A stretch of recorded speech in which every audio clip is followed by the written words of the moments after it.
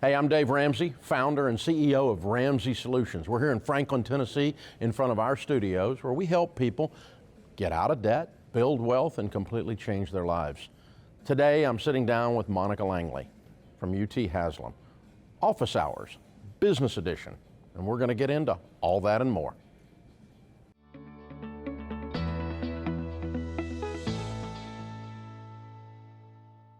Hi, Dave. Hey, how are you? I'm great. I am so happy to be here with you because you, like I am, you're Vol for life. Absolutely. Right? And so we both went to UT in Knoxville, and the Haslam College of Business, I think you're a graduate from there, is the producer of this podcast. Absolutely. Okay. All right. So let's start at not the very beginning of your birth, but let's start at the beginning of what put you on this financial plan path for everyone. You were a millionaire at 24 years old. Right. How long did you stay a millionaire? Felt like 20 minutes, but when Sharon and I got married, we both graduated from UT in 1982. We started off life broke, like most people. And I started buying and selling real estate, and this was the early 80s, and go. And I was good at it, and good at talking lenders into loaning me money. And so by the time I was 26, we had about $4 million worth of real estate, about a $3 million debt load, and so a net worth of $1 million, making a couple of $100,000 a year at 24, 25 years old. So we thought we were rich. Yes. And the banks called our notes because they freaked out, looked down and said, a kid 26 years old owes us millions of dollars. And we were not late on anything. There was no problems. There was no issue. Wow. They just freaked out. The bank got sold to another bank, and the new guys looked at it and said, "We're going to limit this relationship," which is banker talk for ruin his life. And so we spent the next 2.5 years of our life losing everything. We were sued, we were foreclosed on, and finally, with a brand new baby and a toddler and a marriage hanging on by a thread, at 28 we were bankrupt. And got the opportunity to start again. I met God on the way up, but we always laugh and say I got to know him on the way down. And so that was part of the journey. And then we got the opportunity before 30 to start again. Okay. And that is what propelled you to start your show and this entire enterprise. Absolutely. Yeah, we help people learn common sense ways of handling money, biblical finance, grandma's common sense, and get out of debt, live on less than you make, have a plan, be in agreement with your spouse, really basic stuff that nobody does, and that's why nobody's wealthy hardly. And so we've been able over 35 years to create literally millions of millionaires and save a lot of marriages, showing people how to communicate in their marriage and change your family tree. Well, the one thing that I love when I watch your show is that you have people on to do the debt-free scream. Okay? Now, I know being debt-free is your main principle for you. Right. So the debt-free scream, how did that start? You know, it was like a lot of things in broadcasting and when you're a content creator, it was an accident.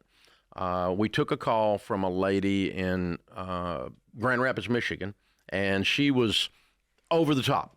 I mean, I turned on the microphone, I picked up the call, hit the button, and she just machine gunned me from the start. I did it, Dave, I did it. I sold everything. I sold everything, Dave. I even sold the bushes out of the front of my house. I'm debt free.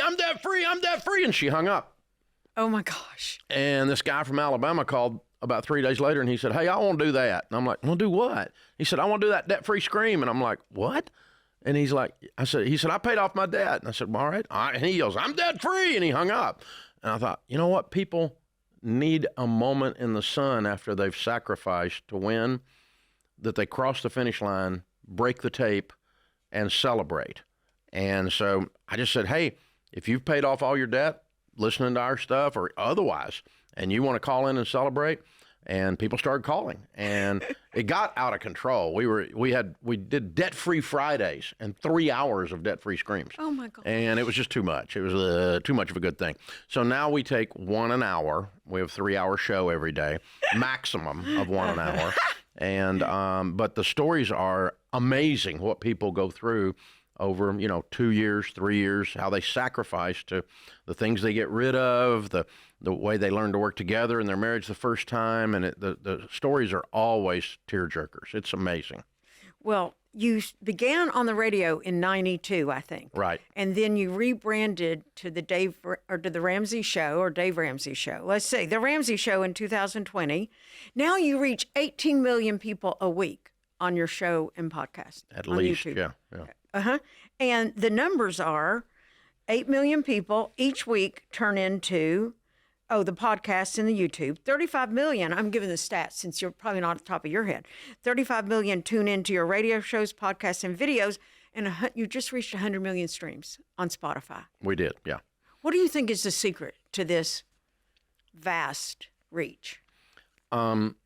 We started everything on talk radio, and the whole thing was grown as a talk radio show to start with. And so we had people calling in, and they are the hero of the story, not me. We're showing them how to win, and then they get to progress. We see them struggle. We see them argue. And then finally we see them win and do their debt-free scream. And so I think when you can make your customer the hero of the story rather than try to make yourself the hero of the story, then your customer will gravitate towards that and will learn from you and love you and stick with you and all of those kinds of things. And so they have over 35 years now. And so you know, people are just interesting. The core of the questions really haven't changed much. It's still pretty much the same questions and issues and arguments and everything else.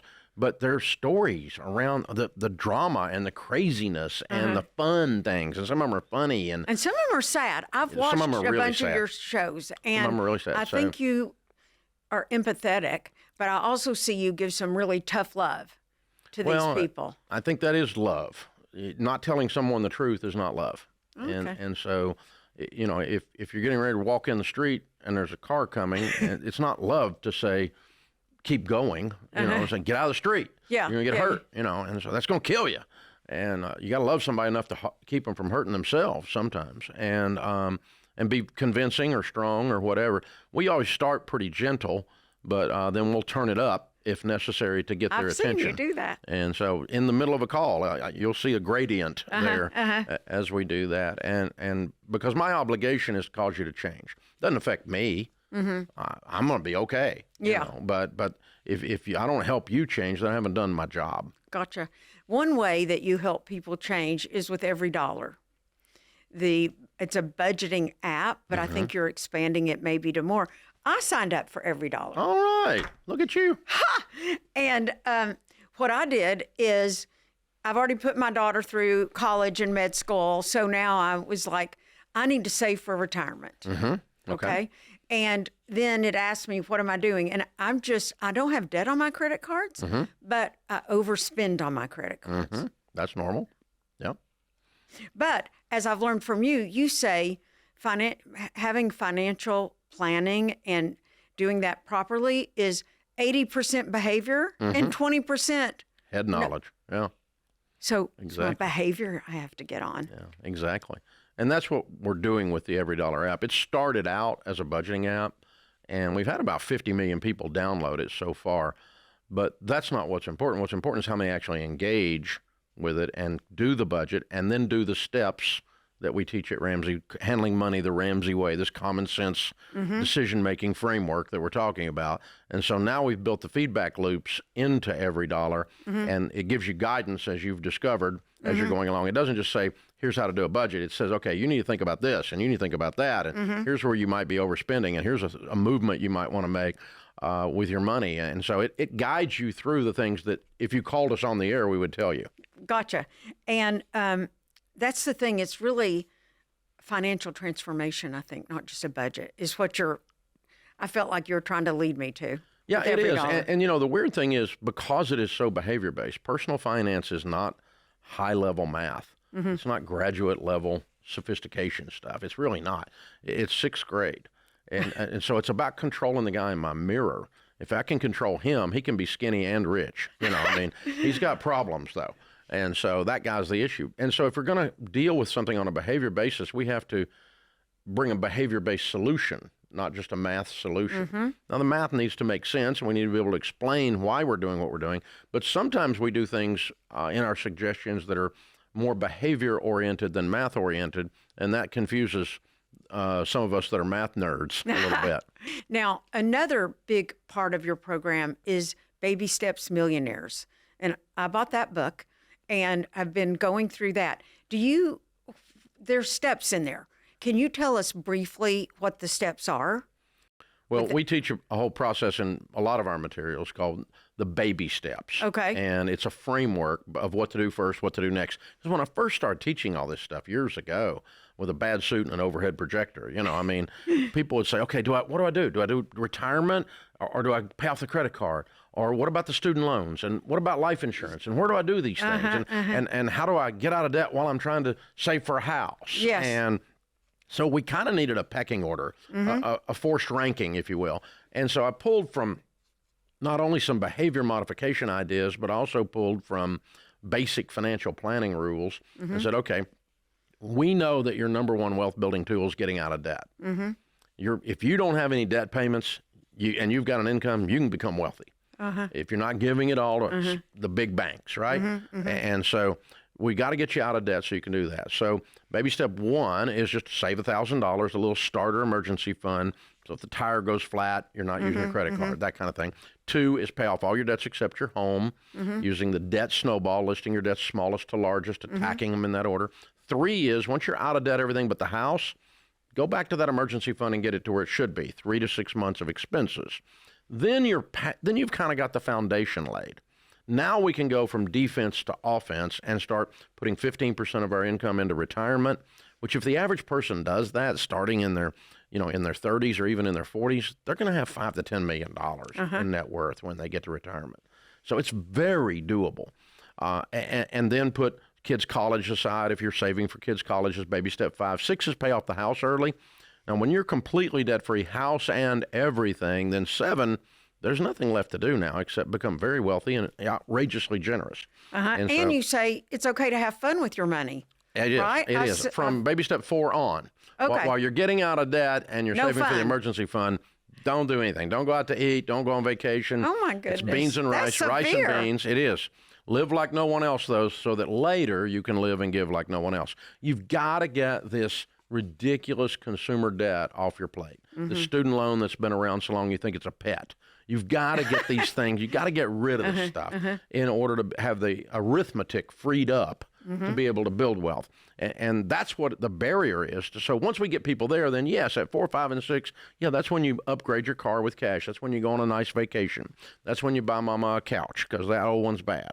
Whatever it is, right? I get and so we go there at that point. And that we've been teaching that for so many years. And the book you're talking about was really the culmination of, okay, people that have followed that for a decade, they oftentimes have a net worth well in excess of $1 million. And do you have any metric to show how many people have become millionaires by following your advice? No, we don't. It's impossible to track. It's millions and millions, though.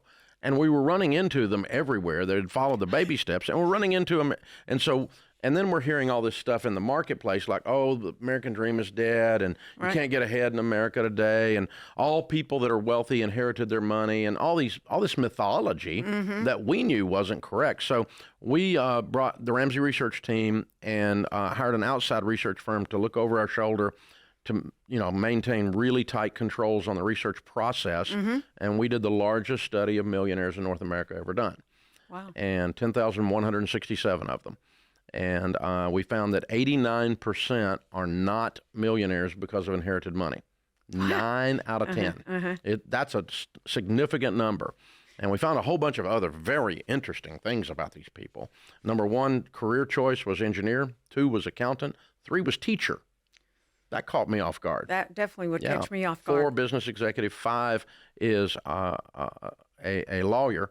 The MDs, the docs, didn't even make the top 5. Wow. They were number 6. They're notoriously bad with money, but that's part of it. So, but it was very interesting, very interesting. So you mentioned how people say the American dream is dead, and let's get into the state of the economy, because I want to talk to you, given that you have firsthand knowledge from millions of stories with people. It's not just dry stats with you. So right now, I just saw in my Wall Street Journal this morning there are more layoffs announced this year than in several years, and so with that, and with the fear of AI keeping people out of the job market early on, I wonder. You do say, look in the mirror, and you're the problem, but can you say that to people who can't find a job or have just been laid off? Well, it's certainly scary when you can't find a job or you've just been laid off, but scary when I went bankrupt too. And, and the economy was bad, quote unquote, in those days. It was. And, we were just coming out of 1982 with 17% fixed interest rates. I remember that. And that's the economy that I went bankrupt in. Yeah. Hello. So that's when I was buying my first house. It was not a good time to be at the bottom and have your teeth kicked in. So it's scary. It's legitimately scary when you're there.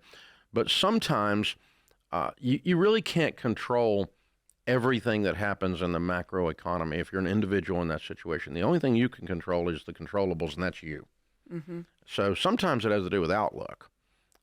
Pan back and say, okay, I remember distinctly being in broadcast that the internet was going to put broadcast out of business. Yeah. When it came on board.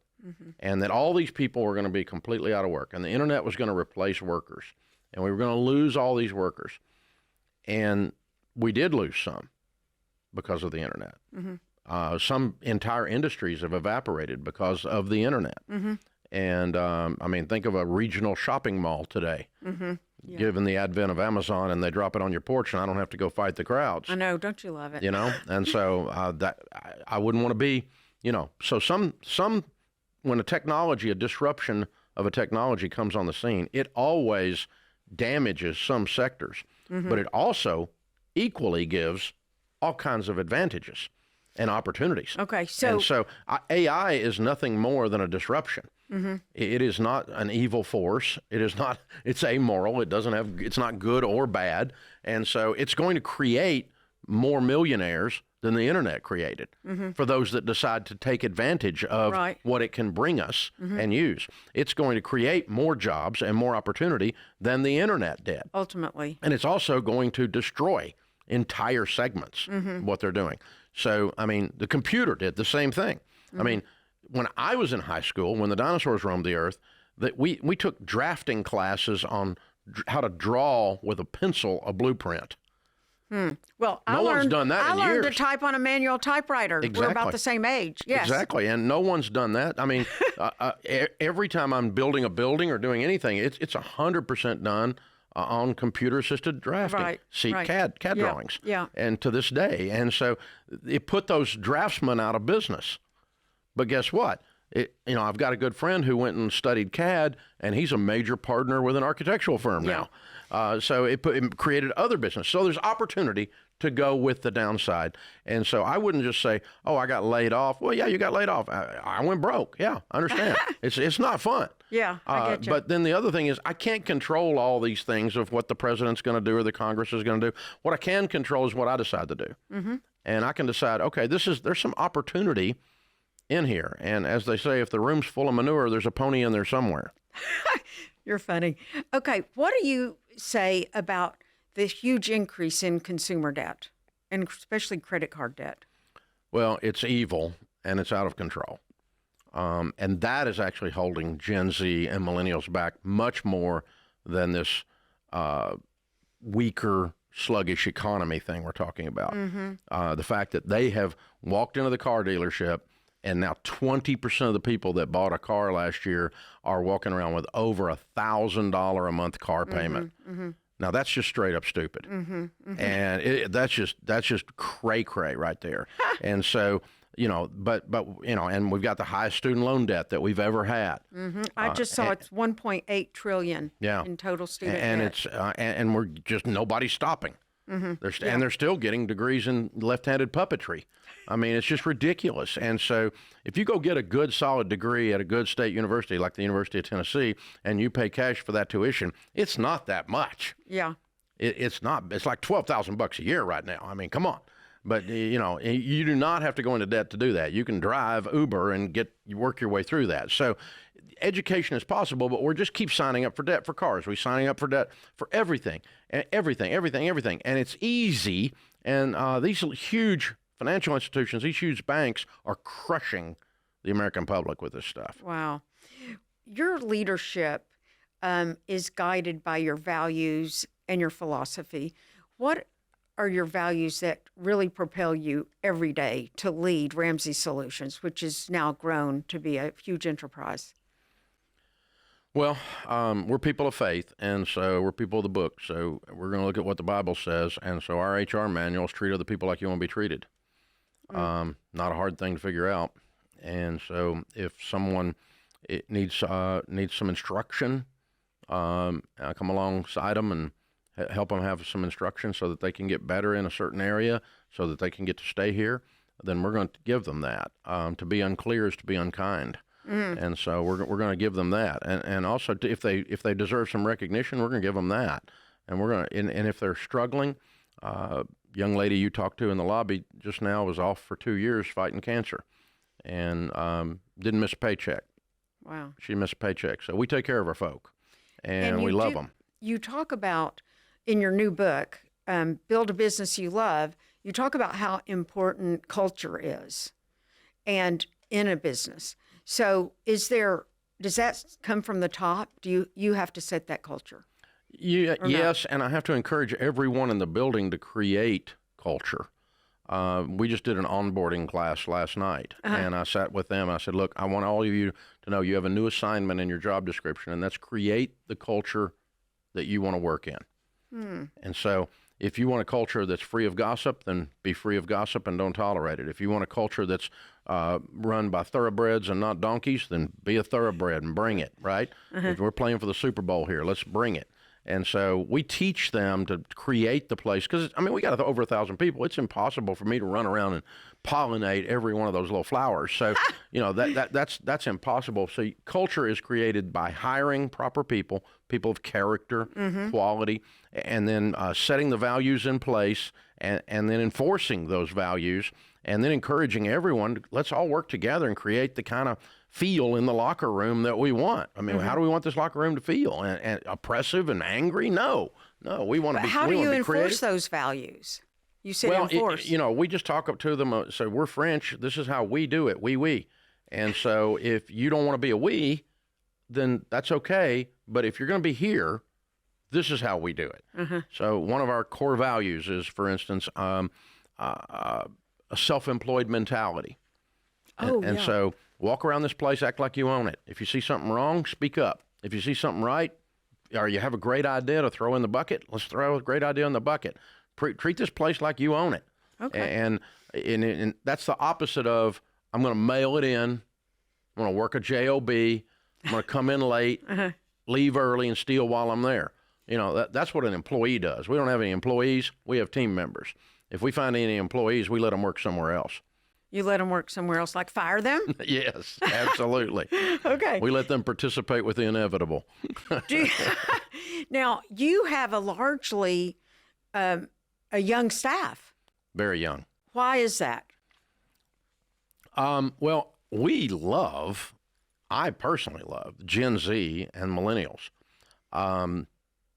Boomers are tougher to manage. They're tougher to lead because you don't know what they're thinking. But Gen Z and millennials have gotten a really, really bad rap. And I love these two generations. And we've probably got 700 of them, roughly, something like that. But what we've discovered is they detest anything except authenticity.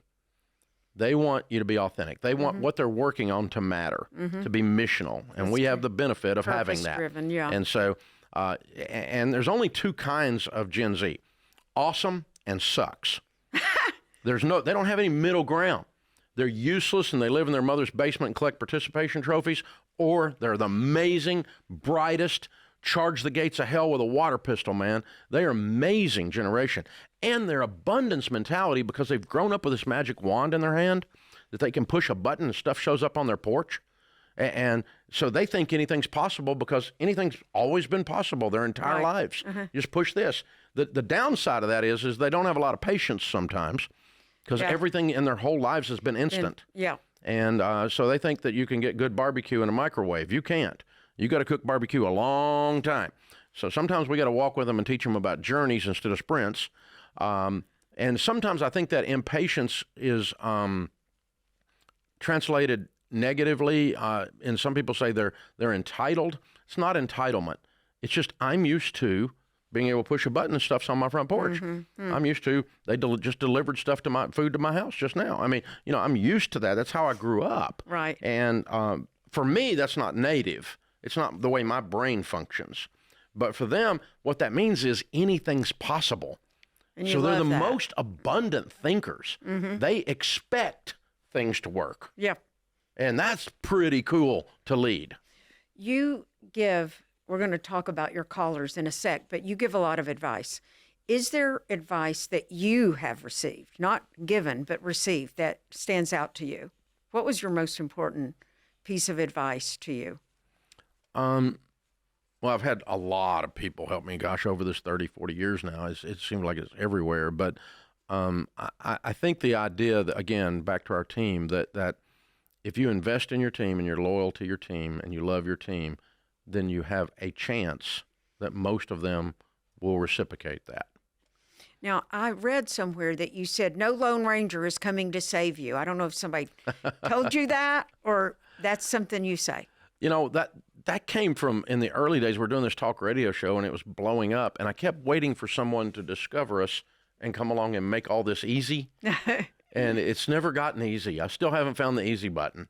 It's still scratching and clawing for every little piece of dirt Dave that we get. Ramsey. Absolutely. I mean, it's some of the stuff we run into is just ridiculous, and it's hard.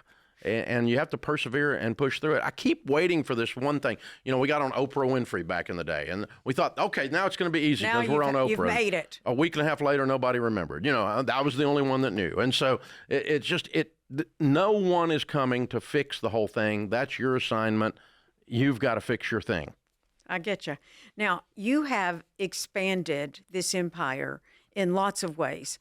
But you mentioned to me once that you're more like a tortoise in your growth as opposed to just a bunch of breakthroughs. Is that true?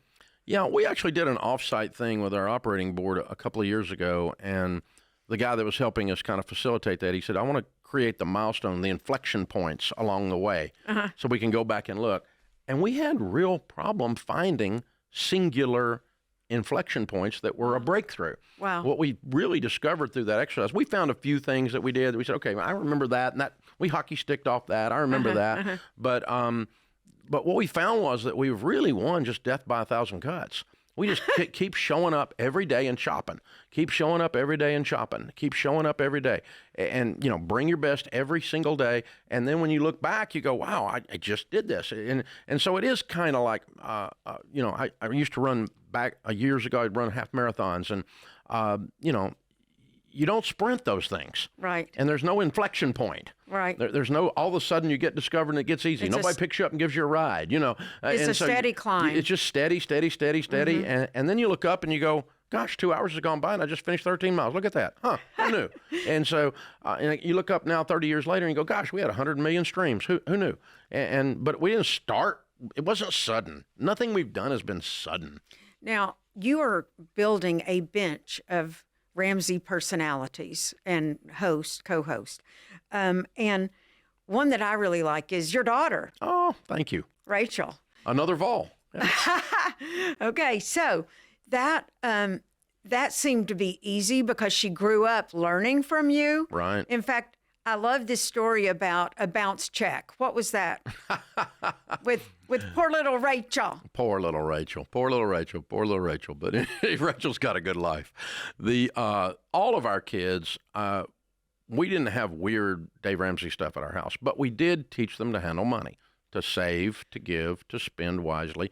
And when they turned 15, we put them on a checking account, and we would put the amount of money in there for them to operate their lives, to buy clothes, to put gas in their car, whatever. And so they had their own little budget. And if they wanted more than that, they needed to go work. Okay, because gotcha. that was enough to do it. And then that gave us the opportunity to give them their responsibility based on what we had taught them up until then. And we'd been teaching them over the years, but so it wasn't a sudden thing. So the next step was a checking account. And then you learn how to balance and run a checking account. So what happened with her and a bounced check? Well, I got home from work one day and there was 3 of these envelopes, NSFs, on the counter, and Rachel had bounced the check. Oh. And not sufficient funds, yes. Of course, this is Dave Ramsey's daughter bounced the check. Whoa. Yeah. And she's like, she thinks I'm going to kill her probably. And I just said, no, you're okay. This is how this works. You have to have money in the account. And in the morning, your mom's going to take you down to the bank, and I want you to sit down with the branch manager and apologize for lying to them. But you had funds in your account when you did not. Yeah, you lied. Wow. That's pretty brutal. And it was. Make her do she that. was so scared she couldn't breathe. You know what? Child never bounced a check after. That was it. She was done. She learned how to manage money after that. It was now, good. you have a bench of hosts. You have a personal finance expert, George. You have Ken, who's a career coach. And then you have John, who is a mental health expert. Exactly. Now, that surprised me that that's part of your bench of people here, mental health. Well, what we figured out is that these things we're talking about with money are not siloed, that it's touching every part of our lives. Mm-hmm. And so we easily could have a marriage expert because we're talking about marriage all the time around here. I know, you've mentioned that a lot. You know, we easily could have a parenting expert because people ask us how to teach their kids how to handle money all the time. Mm-hmm, and what goes with that? Well, you're teaching character and work ethic and emotional gratification and, delayed gratification and so forth. And so, all these things are interwoven together. And, John actually, Dr. John Deloney, he's got a PhD in counseling, and he came out of higher ed. He was the dean of students at Belmont when we hired him. Mm-hmm. And he's just brilliant on the microphone and brilliant in answering questions. And he's got a huge heart caring for people. And so people come at him with crazy mental health things, but a lot of times it's just a couple trying to figure out how to navigate through a disagreement. And so he's given marriage coaching and everything else. So it parlays into everything we do. It all does weave together. Mm-hmm. What about, is expanding the bench a way for you also to not have to be here all the time and be so Dave Ramsey focused? Yeah, that 16 years ago, now it's 17 years ago, we started working on a succession plan. Oh. Because I see people in the world that I'm in die and the whole thing evaporates. Yes. Because they didn't have a plan. Mm-hmm. And so we started talking about how to do that. And I started studying family businesses and some ministries that had successful generational handoffs and trying to look for best practices. And I found a lot of them in a couple of areas. One is how to do leadership handoff. A lot of, how to build the next bench of leadership so that if I'm not here, you can, that basic delegation, you build a leadership team that can run the business without you. You ought to be doing that anyway. Hello. And then you've got to train the next generation of owners, Gen 2. Mm-hmm. And then you've got to be able to turn loose to Gen 2 because Gen 1 holds on pretty tight. Well, are you still holding on pretty tight? No, I force myself to let go. Really? For the good of my family, my kids, and this place. Because if I hold on, I'll kill the very things I love the most. Wow. Because if I'm 82 and my son's 65 and he's still not running anything, I've destroyed the whole process. You have your kids in your plan to run Ramsey. Yeah, my son Daniel, UT graduate, is a Haslam graduate, is the president of the company. I'm the CEO. Operationally right now, he runs about 80% of it. I run about 20. He moved into that role 4 years ago, 3.5 years ago, and at that point we were 50-50. We worked together, and I'm just clicking it back, clicking it back, clicking it back. I would love to still be running it. I got a lot of energy and a lot of time left. Right. I'm going to still be helping. I'll still be around. But for the good of Daniel, for the good of this organization, I've got to turn loose. Rachel's fine in front of the microphone. Ken Coleman is fine. Dr. John Deloney's fine in front of the microphone. So we changed the name of the show from the Dave Ramsey Show to the Ramsey Show. Okay. Interesting note on that. Distressing note. We did that in 21, following the COVID mess and all that. During COVID, we started having co-hosts on with the other Ramsey personalities. And so I said, okay, we knew long-term we were going to change the name of the show from me to Ramsey, right, to a brand shift. And so we decided not to announce it, to just do it. Not to go into the trades and say Ramsey's changing, succession plan is moved. We decided not to say a word. So we opened the show, instead of saying the Dave Ramsey Show, we just started saying the Ramsey Show. And nobody cared. Oh, poor you. Stab you in the heart. Except me. I was the only one that cared. It's distressing. Well, I thought I was so important. Exactly. And I'm not. I think you still are. Do you have retirement in your No, site? our long-term plan will be I'll continue to do the on-microphone and on-stage stuff. I enjoy speaking, and I enjoy doing the show, and I enjoy the media appearances and the podcast appearances and all that kind of stuff. And I'll continue to do that as a Ramsey personality. But at some point, as the original Ramsey personality. I'll be the OG, yeah. Yeah. And so, but the others are carrying the weight just fine. When I'm not here, I was gone for a month last year. Sharon and I went on a trip and just didn't come back for a month, and the ratings went up. No, So, I'm in shock. well, the branding, that brand handoff's working, and so if you plan to be less important, be prepared for it to work. You also have other ventures besides the shows. You have the live events you mentioned, and then book publishing you do, and the king of all your books is the Total Money Makeover. Exactly.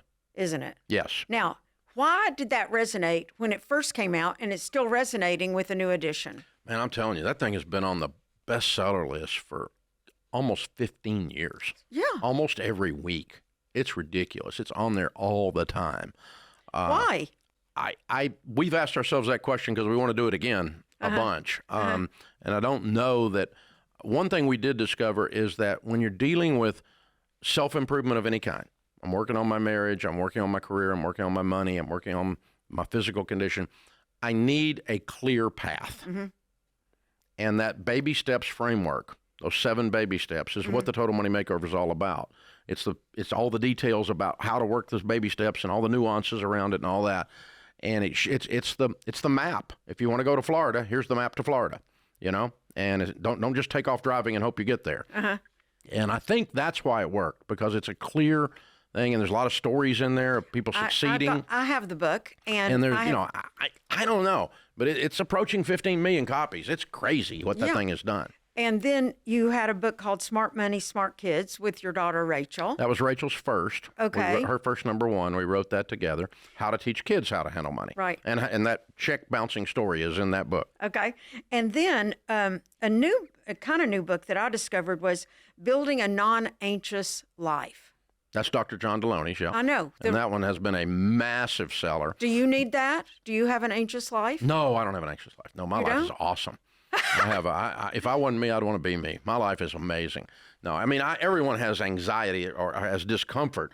The only question is, I feel like I could get some value in reading that, because everybody can. I was running late this morning. It's a clear path. I'm He built a beautiful framework of 6 things that you can do that remove anxiety and help you have deposits into your psychology, so that when anxiety comes, you have a place to make a withdrawal. Gotcha. Now, your courses, we talked about Every Dollar, which I signed up. You have Financial Peace University, and you have a few other things. So I have a question, because I've looked at how much those cost, and like Financial Peace University is $179. And if you're trying to save your money, do you think it's okay to go in debt with these courses? Actually, when I did Every Dollar, you wouldn't even take my Amex. Nope. You make it be a cash card. Yep. We're not hypocrites. We're not going to tell you got to get out of debt and then put you into debt to buy our stuff. No, yeah. We don't. None of our websites, none of our bookstores, none of our places. Back table at a live event, we won't take a debt. We only take debit cards. Well, I was and cash. surprised, because I'm used to my Amex. Yeah, sometimes people get angry at us, but it's like, that would be pretty inconsistent. It'd be pretty hypocritical if we start taking if we start putting people into debt to sell them one of our things to get out of debt. That's what I wondered, how you grasp that. Now I realize you wouldn't let me go into debt, even if I wanted to. Okay, and then you have all kinds of products. You have these conversation cards to how to talk to people, what to talk to them about, a Rachel Cruz wallet, and goal planners, etc. So is there one that's a bestseller of all your products besides your books? Well, the hot thing right now is the Every Dollar app. It's the thing that's exploding, the fastest right now. the book business is way different than it was 20 years ago. Yeah. So publishing a book is we have less expectation on that than we used to. There's these things we used to have these things called bookstores that you could sell the book into, and now it's pretty much off our website or Amazon and the 6 Barnes and Nobles that are still open or whatever it is. But it's a different world out there. The media landscape has shifted too. And it's good to have your advice on apps. That's what everybody's on their phone all the time. Yeah, and so we've got to, we're going to meet people where they are, and we've always been. And it's led to the product line decisions as well. We've always been platform agnostic. We don't really care whether it's a book, an app, a live event. We don't care. All we care about is getting the message out. Whether it's a microphone, just get the message out. Get the message out. Help people, help people, help people. And if you help enough people, you don't have to worry about money. Right. Well, let's talk about your callers. Okay. Because I've been watching your show, and as you say, they come all over the map. I mean, some make a lot of money and are in debt. Some are struggling and hanging on. And I wonder, one time you said, personal finance isn't a feeling, it's a math thing. And the feeling is I want it, but if you don't have money, don't buy it. Sounds like your grandmother, doesn't it? Yeah. Yeah. I mean, it seems so basic. Yeah, it's ridiculously basic. I know, but it's hard to do. I know, because I overspend. Well, everybody does. I mean, I teach this stuff, and I have to watch what I'm doing. And really? So, you do? Everybody does. What's your most extravagant spend lately? Because now you can, because I guess you're like a billionaire probably. Yeah, I've got the money. Yeah, probably trips. Sharon and I have been doing some wonderful trips. So it's probably travel has been... And some of the things we do when we're traveling are wee bit extravagant, but we've lived like no one else, and now we're able to live and give like no one else. So you've lived your own mantra. Yeah.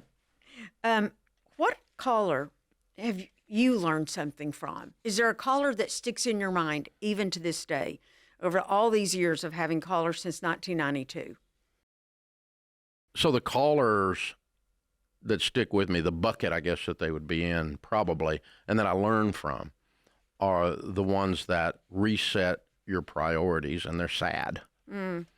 I think one of them pops into my mind years and years ago. The first time it happened, I guess, that's what you remember, is a guy called us, and he was on his cell phone in his car, and he pulled over the side of the road so that the traffic noise wasn't coming over.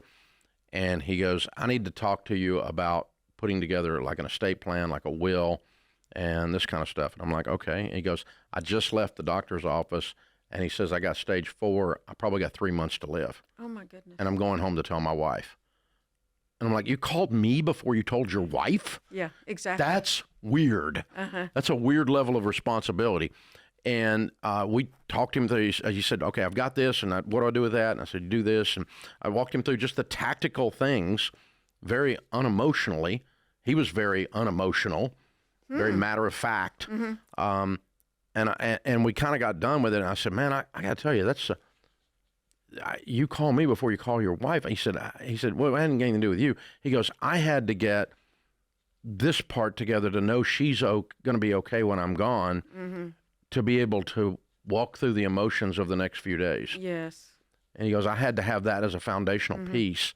And man, that just told me the priority of having a will, of having an estate plan, of making sure your life insurance is in place, of, getting out of debt and having a full 401k so that you're going to be okay. The person you leave behind is going to be okay. And the reprioritization, recentering of your life. Just in case you thought you had it bad today, that guy called. And 10 million people hear the call. And they get their emotions reset for the day. Right. You were worried about your little hangnail, and this guy's going home to tell his wife he's got 3 months to live. Wow. Who gets more tough love from Dave Ramsey? Your callers, your employees, or your family? Well, when I started as a leader, a young leader, I'm a Southern, redneck hillbilly, right? So in our world, we were always taught to be nice. Correct. And so I was always nice. And I was even nice when I shouldn't have been nice, because someone's doing something wrong and I'm nice. And they don't even know they're doing something wrong. And I'm getting frustrated. Right. And I'm getting increasingly frustrated because they keep doing it wrong because no one's telling them that they were doing it wrong. And that's not nice. That's cowardice. And it's passive-aggressive, Southern sweet tea cowardice, right? And so, my God. Having grown up in Tennessee, That's yes, exactly I get what I mean. You know, bless your heart, and it can mean anything. It could mean you almost slit your throat. So, oh my gosh. So that's when we came up with a saying around here with the team: to be unclear is to be unkind. Now, we don't raise our voice, we don't cuss at people, we don't do anything. But if somebody's doing something off base, we just say, hey, we don't do it that way. This is what we do. And we get very quickly. We don't wait on an annual review. We sit down, that minute and talk to go, we got to get on track. So it's really not tough love. It's just guidance and love with the team here. And really, the kids are grown and I got 8 grandkids, so I'm not managing kids anymore by any stretch of imagination. When they were growing up, it was the same thing, though. We weren't trying to raise great kids. We were trying to raise kids that became great adults. And it's a different goal. That is different. Yeah, I don't really care whether you're upset in the restaurant right now, except for how that portrays how you're going to be a 30-year-old. Because you're going to be a jerk to a waiter, and that's not okay. You're not going to do that if you got my last name. Wow. So those waiters work hard. So we're not going to be unkind, and we're not going to be a twerp. And so, whether you're 4 or whether you're 40, hello. So that's how they were raised, and but again, it was just not who we are. It's an identity thing. And then the callers, the only time we're tough on callers are if they argue with us. Or if they say something, here's a really dumb one, okay? Dave, I've listened to you for 10 years. I've been through Financial Peace University. We've been on the Every Dollar app for 6 months. And now I want to go take out a loan and buy a car. And I'm like, where have you been? That's so contrary to everything you've learned in all those times. Why would you even call here and say that? That's ridiculous. So that person usually will get a reaction, right? And sometimes you get hate mail. Oh, I get a lot of hate mail. I have a lot of people hate me, yeah. The comments section is brutal on our social media, yeah. Wow. Yeah. And how do you handle it? We don't. Okay. You can't. My grandmother said those convinced against their will are of the same opinion still. I'm not going to argue with a hater. They got other things. I was with a guy the other day 2 guys that are worth hundreds of millions of dollars, and we were doing a sporting event thing together, and I was asking them, one of them said something about the comments. I said, well, let me ask you something. How many people do you and I know, the very successful guys I was with, that are very successful who post in the comments? Successful people don't post in the comments. That's true. Successful people are too busy being successful. Yeah, that's valid. Too busy managing their own dadgum life to worry about what someone else said. That's interesting. To post an opinion. What is the most misunderstood idea from your philosophy, from your shows, from your books? Is there something that you think is still misunderstood? Generally, when something's misunderstood with us, it's because the exposure is limited. The person just knows a little bit about whatever that we said, so they didn't get the whole picture. And so an example, a funny one is that, there's a lot of memes and stuff making fun of me being cheap, that you're never allowed to have a life. That if you do Dave Ramsey, it's always cheap. Whatever it is, if it's Dave Ramsey ruined Christmas, Dave Ramsey did this, Oh, funny. Dave Ramsey cars are all hoopties, right? And so it's all associated with that. And see, that's just part of the picture. Yes, I'll teach you to do every one of those things to live like no one else. So that, though, you can spend on luxury travel later. Hello. Yes. That last part is left off and misunderstood. If you only get the Dave Ramsey won't let me do this. Dave Ramsey ain't going to stop you from doing anything. You're an adult. Do whatever you want to do. But I'm teaching you to sacrifice to win. No one wins without paying a price. And they get stuck on the price to win rather than the winning. Where do you see failure most? Is it a particular kind of person? Is it a particular wish that people have that they fail? Because we tell our folks around here, and what we've focused on for the last 40 years is that we sell hope. The product that we sell is hope. If you plant corn, you're going to get some corn. You're going to reap what you sow. If you work your way out of debt, you're going to have some money. If you keep doing what you've been doing, you're going to keep getting what you've been getting. And so we teach hope, the cause and effect that leads people to win and create hope. And so the people that struggle the most are those that have placed their hope in the wrong things. They're waiting on the White House to forgive their student loans. They're waiting on their boss to give them enough of a raise. They're waiting on Congress to pass a law that changes housing because I can't get the house I want. They're waiting on someone else to fix their life. And every time you place your hope on someone else, you're going to be let down. And so if you'll look in the mirror and say, all right, God, me and you, all right, God, walk me through this. Show me what to do. Show me how to plant corn because I want some corn. And then you get in the field and you put some corn in the ground. You might get some corn later. Now, speaking of the ground, real estate is big to you. I love real estate, yeah. Always has been, still is. Why is that? Why do you love real estate as an investment? You know, it's probably mom and dad were in the real estate business when I was growing up. They own a residential real estate company, and I got my license when I turned 18, and then I took off to the University of Tennessee, and I sold real estate in Maryville when I was in college. And so I've been in real estate my whole life. My degree is in real estate and finance. And so I've always just loved it. That's what my goal was to be to own real estate. And I did own real estate. Then I went broke. So, but now you own it again. I got sidetracked. But yeah, it's my side hustle. Yeah. And do you what do people everybody what they really want in real estate is their dream house, right? And we hear it's so much harder to get. Now, what do you say to people? I'm going to get this mortgage because I really want my dream house. Yeah. Well, anytime I hear the word dream, usually that means there's a good chance that person is overextending themselves and rationalizing it. They've given up that they'll ever get their dream.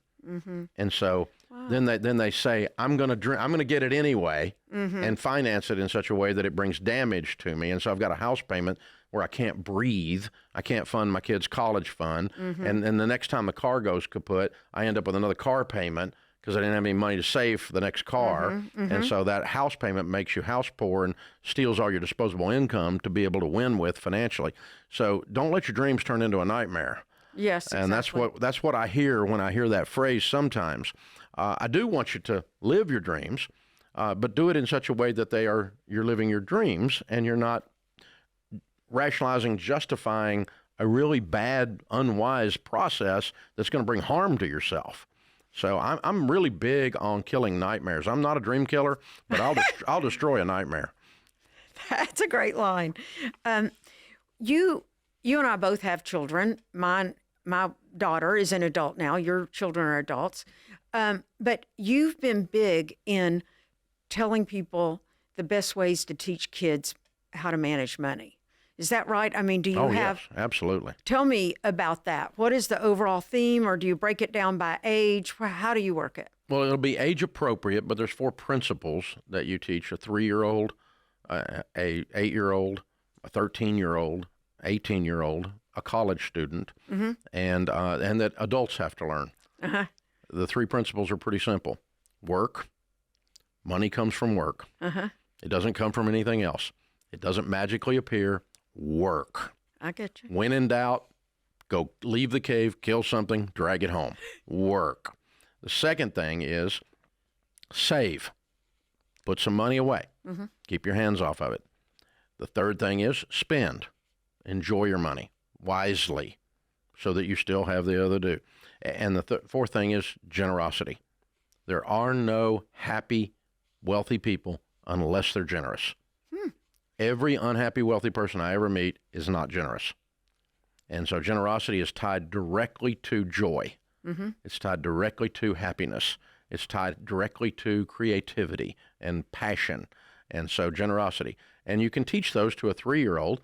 And so when a 3-year-old is cleaning up their room, I have a 4-year-old grandson that'll be over at my house tomorrow night. And when me and little Eli are cleaning up his toys, and I say, Eli, clean up your toys, and Papa Dave will give you $1. Okay? And so you and I know what that means. It means I'm going to do 80% of the cleanup, and he's going to do 20%. He's 4. He's not, and he's going to get 100% of the credit, and he's going to get a trophy for the best cleanup person ever to be on the planet, and he's going to get a celebration, and he's going to start to equate money is tied to work. So he does a little bit of work at his level, and he gets a little bit of money at his level, and now he's tying that to work equals money. So then you fast forward, and you got someone who's 18, they're not surprised because you've been working on it for 18 years. Yes, yeah. That money, it comes from work. I love that you say you have to go out and kill something. I mean, well, our kids, we didn't use the word allowance at our house. Allowance feels like welfare. We use the word commission. You work, you get and that's paid. kind of from your real estate background, but I guess, like that. That's a good thought. You work, you get paid. You don't work, you don't get paid. If one of your chores is to feed the dog and I have to feed the dog, you don't get paid. Okay. That's fair. Yeah. I mean, I did things like with my daughter when she was little, and she would get some kind of money for, I don't know what, probably not working, but she worked really hard. But we had a like savings jar. Yeah, yeah. That's wise. When they're little, we teach people to get a big clear jar, and if you're going to do like $1 bills, just wad them up. Exactly. And so, because little ones are very rote, they're very visual, and so they get to see the accumulation of their hard work. Exactly. And then we can pull all that out and take them over to the toy store and let them buy, buy the toy of the day, whatever it is, right? We are in the new year, and is the new year the best or worst time to make a New Year's resolution? Well, a New Year's resolution the ones that work really aren't something we like at midnight with a glass of champagne come up with this idea how we're going to change our life. Instead, it's like a commitment to change a behavior to change an outcome. Mm-hmm. My friend Henry Cloud says to have a desired future, a different desired future. Mm-hmm. And then you have to ask yourself, what must be true for me to hit that desired future?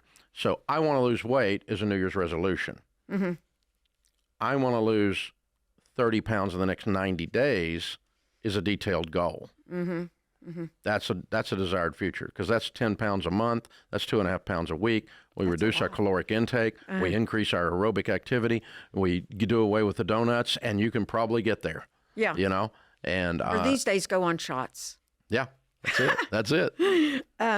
Okay. Now, is there one piece of advice that you think is good to give uniformly every year at the start of a year? I mean, I know you have these financial planners, for example, that are in your products. Yeah, we've discovered with every one of these things that winning, whether it's business and whether we're coaching a small business or whether we're coaching someone on their marriage or on getting out of debt, winning is an intentional act. You have to say, this is what has to happen. And again, then what must be true that's not true today for me to get there. Mm-hmm. No one accidentally wins the Super Bowl. What about you? What's going to be your New Year's resolution for 2026? Sharon and I have some wonderful trips planned. We're going to be spending much more time with the grandbabies. I've got a whole bunch of stuff already booked where I'm on stages and in front of microphones, a lot of work to do. And so my calendar is pretty full way in advance, always has been. Mm-hmm. And so I control my life by controlling where my time and where my money goes. And then I have to decide, no, I can't do that. Yes, I can do that, and it creates the life that we want to create. And so a lot of it's already booked out all the way through the end of the year. You know what? I think mine should be shop my own closet. Oh, there you go. There you go. Anyway, all right, let's do a couple quick rapid-fire questions. Okay, and just be fast with your gut response. One money myth you'd kill forever, and why? That the FICO score is a measure of wealth, because it's not. It's a measure of debt interaction. And people worship at the altar of the great FICO. I thought so, too. When I was, like, getting my first house and things, it all mattered. Yeah. And it's mythology. Okay. Your net worth is not reflected in it. One metrics that you over-index as the CEO?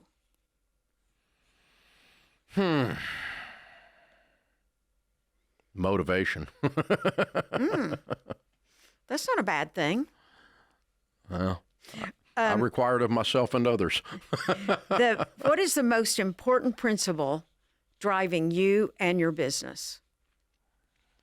We want to operate this place in such a way that it shines a positive light on our Christian faith. Do you find that that's ever limiting to some viewers, that you bring that in and that's part of it? Or do you find it?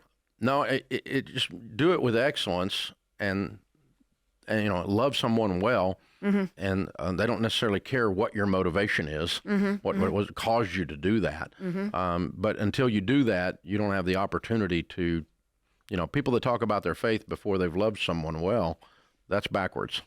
I understand that. Okay, the name of this show is called Office Hours. And I would like to know, if you could have office hours with anyone, who would that be for Dave Ramsey?